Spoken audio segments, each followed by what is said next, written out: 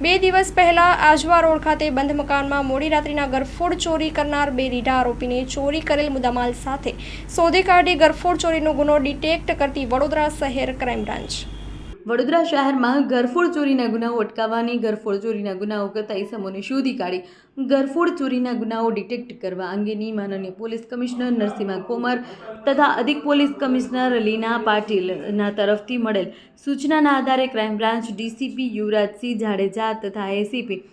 H.A. Rathod માર્ગદર્શન હેઠળ crime branch police અધિકારી કર્મચારીઓ ગરફોડ ચોરીમાં બનતા ગુનાઓ અટકાવવા સતત પ્રયત્નશીલ રહી ગરફોડ ચોરીના ગુનાઓ કરતા આરોપી ઇસમો સતત શોધ કરેલ છે। ક્રાઇમ બ્રાન્ચના પોલીસ ઇન્સ્પેક્ટર આરજી જાડેજા તેમજ police inspector HD. Tuvar, police inspector NG. જાડેજાઓની દોરવણી હેઠળ ટીમના માણસો સાથે મિલકત સંબંધિત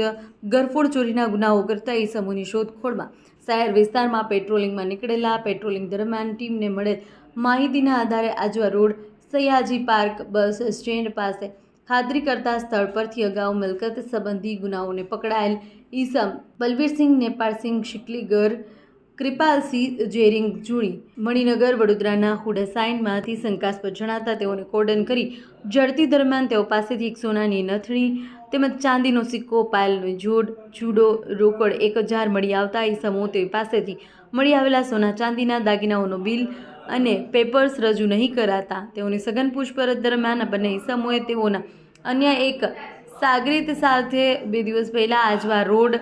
લક્ષ્મીનગર ખાતે બંધ મકાનમાં તાળા તોડી રાત્રિના સમયે ગરફોડ ચોરીના ગુનો કરેલો હતો। તેના પાસેથી માહિતી મળેલ કે સોના ચાંદીના દાગીના રોકડ રૂપિયા ગરફોડ ચોરીના ગુના કરી મેળવવાનું તેમજ તેઓ પોલીસને ઉપયોગમાં ગરફોડ ચોરીનો ગુનો કરવા ઉપયોગ કરાયેલું જણાવતા બંને પાસેથી મળેલ મુદ્દામાલ તપાસ અર્થે કબજે કરી આ બંને ઇસમ સામે કાયદેસરની કાર્યવાહી કરી આરોપીઓ કરેલ ગરફોડ ચોરી અંગે બાપોદ પોલીસ સ્ટેશનમાં ગરફોડ ચોરીનો ગુનો નોંધાયેલ હોવાનું જણાઈ આવતા આ અંગે બાપોદ પોલીસ સ્ટેશનને જાણ કરી આગળની વધુ તપાસ કાર્યવાહી સોંપવામાં આવી હતી। અહેવાલમાં ન્યૂઝ નિખિલ ગાયકે, વડોદરા।